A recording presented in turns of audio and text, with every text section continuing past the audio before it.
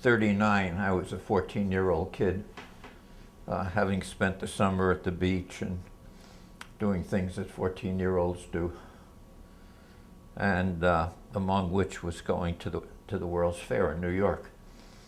And at the end of the summer, I was on my way to the World's Fair with a friend of mine, and I was on the subway in New York, and I glanced at a newspaper that one of the passengers was holding, and it said, "Germany and Russia invade Poland." And World War II was about to start. And I thought to myself, well, I'm 14. I've got 4 years or so until I'm 18. Maybe the war will be over and maybe we won't get into it. Well, a year and a half or so later, I was working as a Western Union telegraph boy. And I worked every Saturday and Sunday. And on December 9th, 1941, I was working that day, and I came home at the end of the day. My parents were out, and I put the radio on, and I got the shock of my life. Pearl Harbor had been bombed. President Roosevelt was calling a joint session of Congress the next day, and we were going to be in the war. Well, by now I was 16 and a half, and wars don't usually end that quickly, and I figured that more or less I was going to be in it. Well, the next step in my life was I was turning 18 in May of 1943. I was graduating from high school. And I had applied to college at a college in New York State because I had a scholarship of $1,000, a lot of money in those days, good at any college in New York State. And I had applied to Rensselaer, and they had accepted me. My father had sent him some $50 or so, or check to hold my room in the dormitory, whatever. And I was wondering, should I be drafted or shall I try to join? And they were talking about a college training program in the Army and Navy. And I thought I might apply for it. And rather than be drafted, I went down and I joined up. And I, of course, was accepted in the Army. And I entered right after July 4th, July 5th, and I never did go to college at that time. I started out in the tank destroyers, and while I had finished basic there, they announced that I had passed the test for the program. And they sent me to the New Mexico State College of Agriculture and Mechanic Arts. Best place I was ever in the U.S. Army.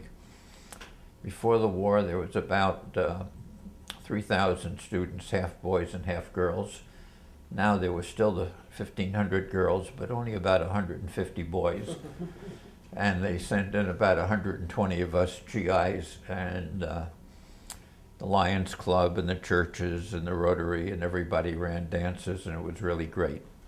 And I was very happy until they busted up the program after 2 terms and put me in the mechanized cavalry, light tank. Well, at 6'2" and a half and 185 pounds, I was too big for a tank. And I kept banging my head against the roof, and other people were like me. And they took the 4 biggest ones and put us in the MPs. And I went to Fort Sam Houston, Texas. And in due course of time, I became an acting corporal and an acting sergeant during the basic training of the MPs. And one day, riding around the post, enforcing the traffic laws, I found a car parked in front of the PX and a no parking at any time sign. And after giving the corporal, who was the driver of the Jeep, several chances to move, and he had informed me that the general, who was his passenger, had gone into the PX and would only be a few minutes. I gave him about 40 minutes to move because I had made my tours. When I came back, I gave him a ticket. Well, all hell broke loose. When I went to the provost marshal to turn in the ticket, there was majors and colonels and my captain and lieutenant and whatever. And they tried to talk me into tearing up the ticket and forgetting about it. But I was kind of a wild kid. And I said, the laws are made for generals as well as privates. And the upshot of it was that the captain busted me from sergeant to private, and I said, let me out of this crummy outfit, because I didn't join the Army to give out parking tickets at Fort Sam Houston anyway. And so the upshot was, a couple of months later, I found myself walking ashore in France in Omaha Beach. And that was about in August of '44, a couple of months after D-Day. But anyway, we steamed across the channel, and we stopped maybe a mile or so offshore. And then these landing craft run by the US Navy came by, and the main ship that was anchored was pretty steady, but the landing craft was going up and down, and we had to walk down the side of the ship. And when the landing craft hit the highest point, then you jumped and got it on the way down. Wow. And so one man got off each time the wave took the landing craft to the top. And the British officer was telling us to go faster, but if you jumped while the landing craft was coming up, then it was twice the shock. Oh. If you jumped while it was on the way down, it sort of eased it. So we were in no hurry to go anyway. We waited until the landing craft made its peak, and then we all jumped one at a time. And they got a couple of hundred guys on the ship. And it was run by an American sailor and some kind of an officer. And when we loaded up the ship, remember, we all had rifles, backpacks, you know, everything. And you're jumping with all that stuff With, oh on. yeah, I mean, you had my gosh. 60, 70 pounds of stuff. And of course, we were young and healthy. You know, I was just barely 19 at that time. And the ship landing craft went into the beach. We could see the beach up ahead and the hill beyond it. And it stopped about, I would say, 200 yards or 150 yards offshore. And they let down the front of it. And, oh, it stopped. And I said to the sailor, come on, let's go. And he says, this is the end of the line, kid. And he dropped the front of the ship. And he said, everybody off. And I turned to him and I said, I'm not taking this boat ever again. I figured that would fix him, right? Well, the water was way above my knees, nearly to my waist. Wow. And remember, I'm 6'2½", and kids who were like 5'8", it was much higher. I mean, above their waist.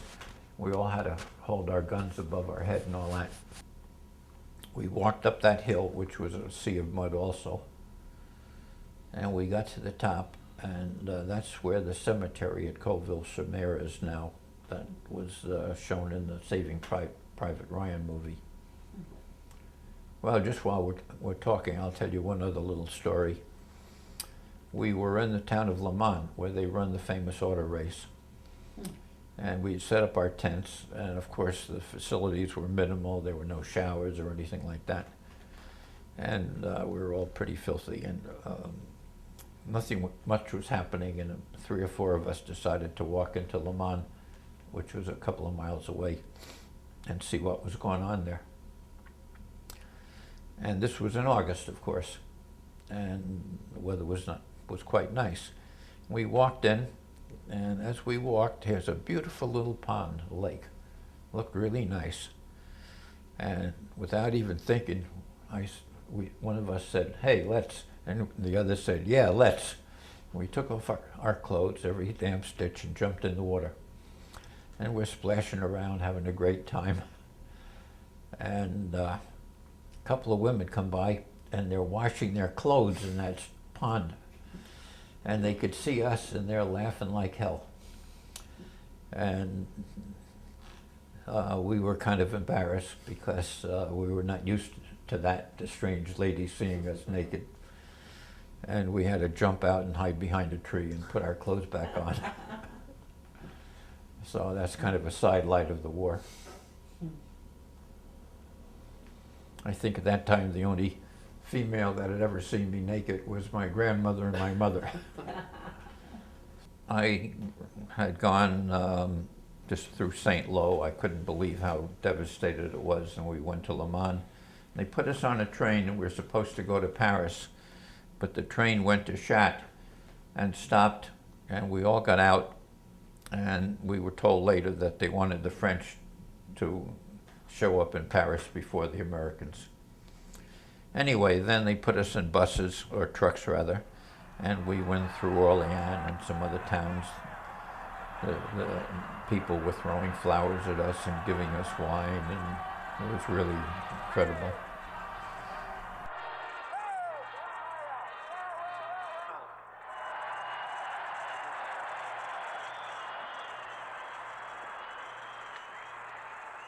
I was with Patton's Third Army, and we got to the eastern part of France, the provinces of Lorraine and Alsace that had gone back and forth between France and Germany for a couple hundred years.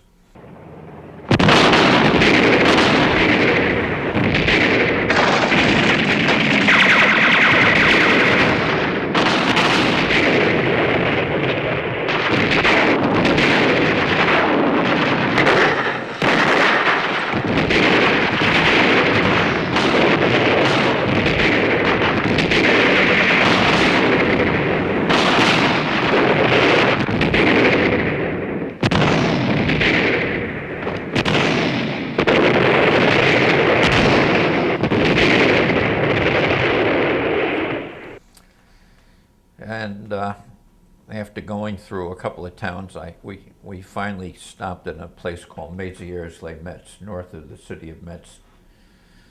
And I was in a house, and I was actually sleeping in a coal bin.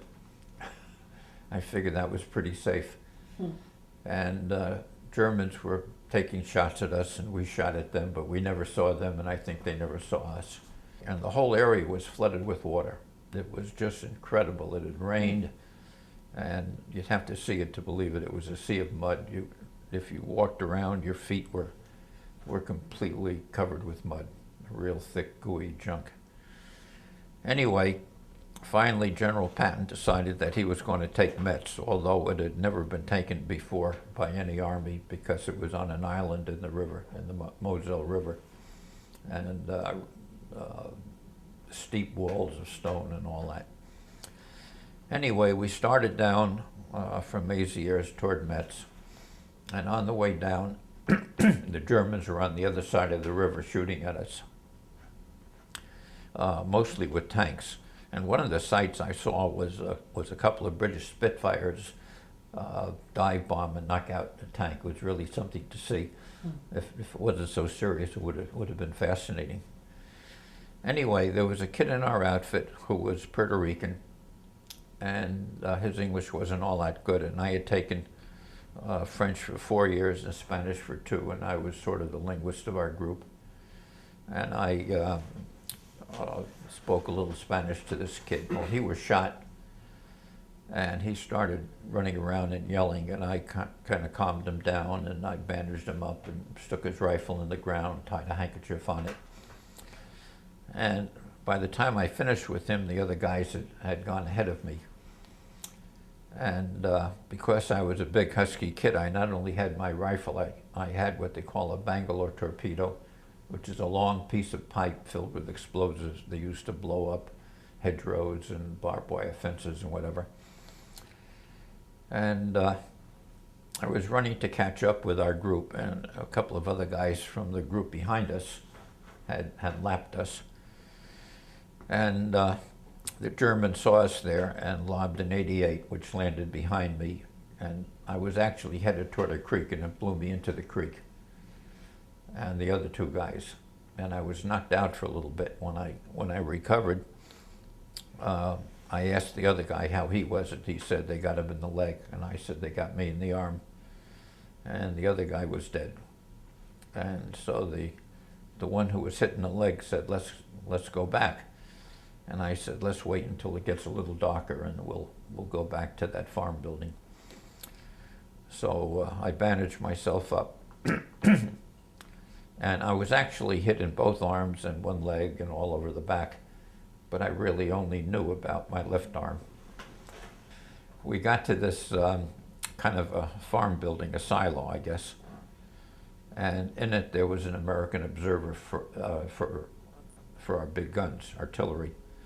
And I opened the door and he said, "What's with you?" And I said, "They got me," or something like that. And I fainted. And the next thing I knew, they were putting me on a truck, on a Jeep. And I wound up in a field hospital. And I remember doctors were there and there was a chaplain saying a prayer. And I said, "Is that the last rites?" And he said, "Yeah, but don't worry about it." And I said, "But I'm not Catholic." And he said, "Well, it's okay, it doesn't hurt. You know, we do it to all the guys." So, of course, I was in no position to argue anyway. And the next I knew, I woke up in a hospital in Verdun, the site of a big battle in World War I. And there was a guy from our outfit there who told me that that day, of the 11 guys in our squad that started out, only 3 were on their feet at the end of the day. Not, of course, including me. And doctor came in, a nice grandfatherly type. I think he was a lieutenant colonel or something like that. And he said, "Well, Sonny, how are you?" And I said, still flippantly, "Well, you're the doctor, you tell me." And he said, "Well, you're going to live." And I said, "Oh, well, that's good news." And he said, "They knocked out your median and ulnar nerves in your left arm." And he said, "We're going to sew them up and you'll have somewhat functional use of it, but you won't be able to really do any delicate work." And I said, "Thank you." And he left. And all of a sudden I realized that I had been in a very dangerous environment. And I said to myself, "Kid, you could have been killed with what you were doing." And I shuddered for a couple of minutes and recovered myself. And I was there a couple of days, and then they flew me to England. And I was in a hospital in England, between London and the North Sea. And I was there when the bulge was on. And by that time I could get up and walk around a little bit. And we all saw the American planes flying over to the bulge area in Belgium when the skies finally cleared. They transferred me to another hospital up in the north of London, about 60 or 70 miles. And when I got there, the whole wards were arranged by what was wrong with you. There was the eye ward and the nose and throat ward and the arm ward and whatever other wards there were. And apparently there was no room in the neurosurgery ward, and they put me in the throat ward. So one day, some big doctor general or whatnot, head of medical in England or whatever, was coming through. And they said, "Everybody who can stand up by the side of the bed, and General so-and-so is going to." So he stopped, not at every bed, but quite a few. And he stopped by me. And he said, "Open your mouth." And I started to say, to show my arm, that it wasn't my throat at all. And my jerky doctor said, "Do as you're told, soldier." So I opened my mouth. And the general looked in, and he turned to my doctor and he said, "I can't see anything wrong with this man's throat." And I said, "Of course not, it's my arm." And he said to the doctor in our ward, "What's this man doing here?" And the doctor stammered and stuttered, and the general says, "Get him out of here tonight." And that took care of that smart aleck of a doctor. Well, they did operate finally, and the operation didn't take, I think, partly because of the physical therapy. They were trying to stretch my tendons, and I think they tore out the suture that they made. Well, by this time I was able to walk around, and I had a couple of passes to London and different. I was waiting for them to find a ship or whatever to send me back to the States. And I'd spent a couple of days in London. I ran out of money. I sold my Parker pen, my Ronson's or Zippo cigarette lighter, whatever, and I spent all that. And I actually had to go back to the hospital early because I didn't have a farthing left in my pocket. And when I got back, they said, "Where are you?" And I said, "What do you mean, where am I? I've been in my pass in London." "Oh, well, there's a plane leaving tomorrow, and there were 3 empty seats, and we had a raffle, and you were one of the winners. Quick, go to the orderly room." I went, and they said, "Pack your stuff, you got 15 minutes. Well, I didn't have much to pack. And they flew me up to Prestwick Air Base in Scotland, and the next day we flew to the States. 28-hour trip, stopping at the Azores in Newfoundland. And each place we stopped, they picked us up and took us in to eat and said, "What do you want? We'll have a steak." "Oh yeah, I had a steak in the Azores and a steak in Newfoundland." And we landed in New York, LaGuardia Airport, and my folks lived in New York City, and I called them up, and my father said he'd come the next day and pick me up. And those who lived in New York had a day to visit with their relatives. And the day after that, they flew me to New Jersey, Atlantic City, and I was in the hospital there. And the Army had taken over some of the big hotels in Atlantic City and turned them into hospitals, and 3 of them were actually for patients, and 1 was for the doctors, and 1 for the nurses, and 1 for the medical personnel, another 1 for all the people who did the cooking and cleaning and whatever. And at that point, they examined me again and said, "Let's see if this takes, if the feeling comes back." And after a couple of months, it did not come back, and they decided that they had to do it again.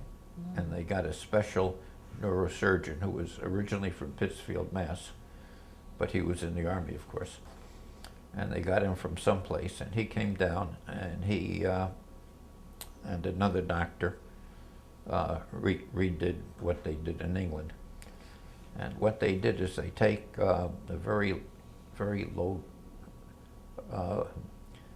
power, low voltage electrode and touch it to your part of your nerve that goes to your brain and say, "Where do you feel it?" And you say, "In your thumb or my little finger," or whatever. And then they touch it to the other end and see what twitches, and they tie those together. And there's a whole bundle of these nerves, and it took like 6 or 7 hours for them. My goodness. And the doctors were exhausted, and I was exhausted. But they did a good job, but not a perfect job. I still touch here a little and feel it here. But I've kind of relearned that. But they did quite well. And, well, let's see. I guess it took a while until I got better, and they had done this kind of in June or July, and I couldn't go swimming in the ocean at Atlantic City, but I did get a pass in the winter time, and I bummed a ride to Florida and spent a couple of weeks there swimming in the ocean before I had to go back. I guess the next thing is I was in the hospital from the time I was shot, November 44, and it was now the spring of 46. And I had contacted Rensselaer Polytech, and they said, "Oh yeah, you're welcome to come back. And all of you guys who were in the service, we'd like you to come in the summer to take a kind of very refresher course in math and chemistry, physics, whatever, and then just start the regular term in the fall." And that was okay with me. And I needed to get out by the end of June so I could start in July. And the doctor decided that I needed a kind of a device that would fit on my forearm, and it had little leather cups and rubber bands, and I could exercise my fingers. And he sent me to the workshop with a sketch of what he wanted. And the officer in charge of it sent me to the man who was going to do the work. The man who was going to do the work was a German prisoner of war. young man, just about my age, perfect blonde, blue-eyed German, the kind you see in the pictures and all that. Spoke excellent English. And he measured me and all that, and I told him that I needed this by a certain date because I was going to get discharged and go to college. And he said, oh yeah, he said, you're going to go to college and the government's going to pay for it. And he said, I'm from Hamburg and my city is devastated and I don't know what's going to happen to me. And well, I was not overflowing with sympathy for this guy. Oh my God. And I said, look, you guys started the war and you lost it, and what do you expect? You're only getting what's coming to you. Well, that probably was a mistake too. So I came back a week later and I said, how you coming with that? And he says, I haven't got around to it yet. So I went to the officer in charge of the facility and I said, this German doesn't have his heart in his work, I said. And I really need it by this date, and can you help me? And he said, you bet. And he lit a fire under this kid, and I got it on time and went. And I guess the only other thing that I want to say is I'd come out of the Army, and I was in college, and at the end of the first year, I was playing tennis with my college roommate, and I took a real swipe at a ball. And I felt a pain in my back. And it was right at the end of the year, and I was actually going to go to Europe with another buddy of mine, and we were going to ride our bikes around. The war, of course, now being over a couple of years. This was '47. And we wanted to see the things that we didn't have a chance to see while we were fighting. And we had booked tickets, actually, on the Queen Mary. Anyway, that thing in my back started bulging, and it got from like a tennis, from a golf ball to a tennis ball to about a grapefruit size. Oh. And I went to the VA hospital, and they took an x-ray and they found a piece of shrapnel in there that it had a little sac around it. And when I took that swipe at the tennis ball, I tore it. And they sent me up to the Veterans Administration Hospital in Saratoga, New York. And when they stuck a knife into that bulge, the pus splattered all over the room. I've always been a person who wanted to say what he thought and not pull any punches, but sometimes it's more tactful not to say everything that's on your mind. But I think the older I've gotten, the more I've lived, I tend not to hold back. And if there was a case, I think I mentioned, where I was in a carpool when I was working for GE in Schenectady, and there was a guy somehow who had